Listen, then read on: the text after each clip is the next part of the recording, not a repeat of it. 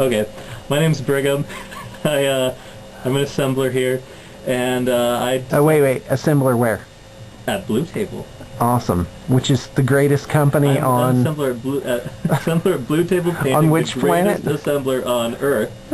Oh, I okay. actually think it's the. Wait, did I say the greatest assembler? Yeah, you did.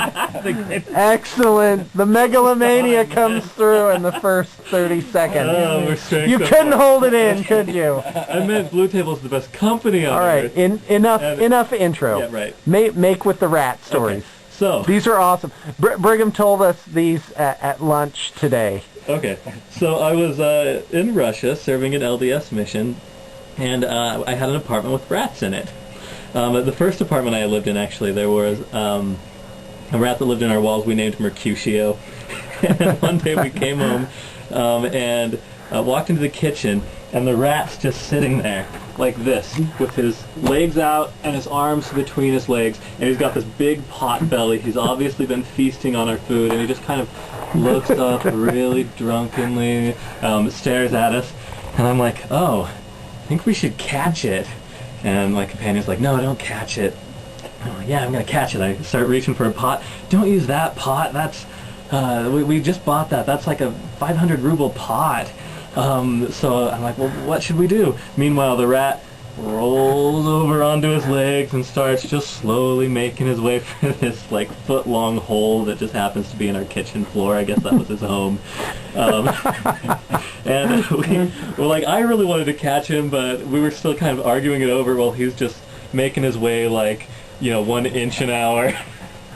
Finally, he just slinks down in the hole, and we weren't able to catch him. Didn't do anything. So that's the first rat I saw in Russia, but I had an apartment where we had...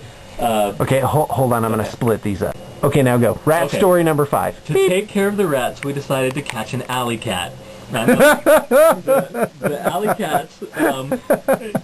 Surely this is an intelligent endeavor! The alley cats were... completely feral. I don't know if it was like a bobcat. Yeah, like a bobcat, completely vicious. You don't want to play with these cats. So we had to catch it by putting out a little saucer of cream with one of those box traps, and we hid behind some cars. Right. Awesome. We only managed to catch one of the little ones because like the mom cat was getting really ferocious and she would keep the others away. She figured out it was a trap, I guess. Anyway, so we ended up deciding that one cat in our house would get killed by these rats. But we had this cat in a box, and he was going to get out pretty soon, tearing through the cardboard. But we decided, what are we going to do with this cat? I bet him 50 rubles he wouldn't shampoo it. we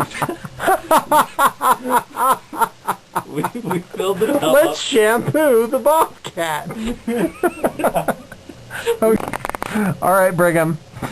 Shampooing the feral Russian cat. Right. So we put him in the tub.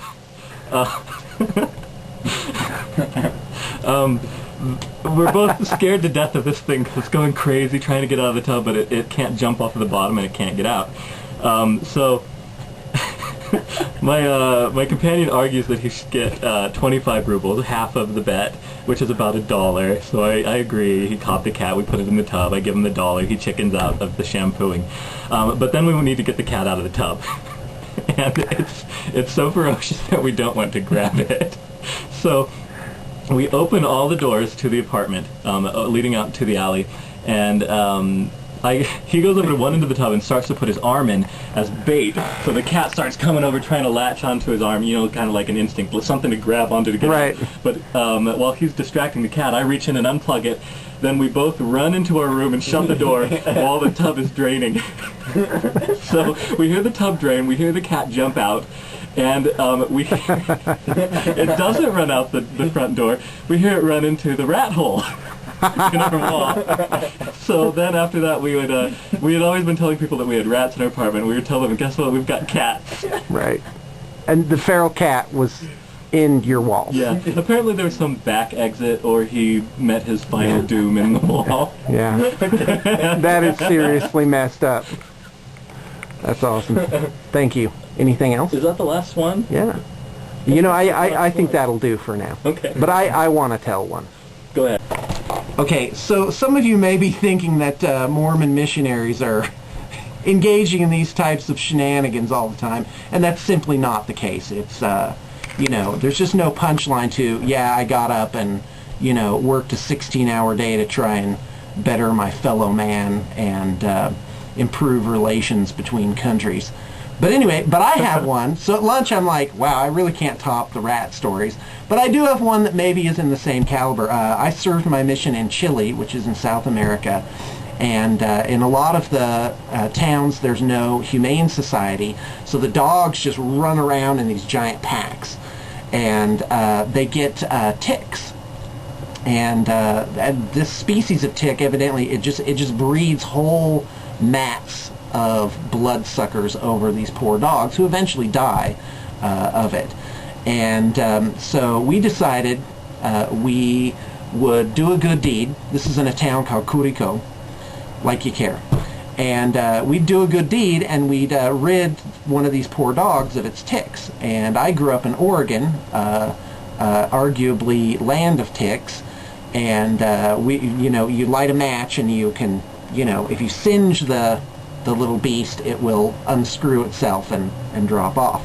So we got some matches, and we found a dog that it was a dog with long black hair, and so the villagers are like gathering around to see what these two Americans are doing to this dog. And so long story short, we set the dog on fire. And we managed to pad it out post-haste, but we pretty much abandoned the idea that we were going to rid these poor strays of their ticks. Yeah.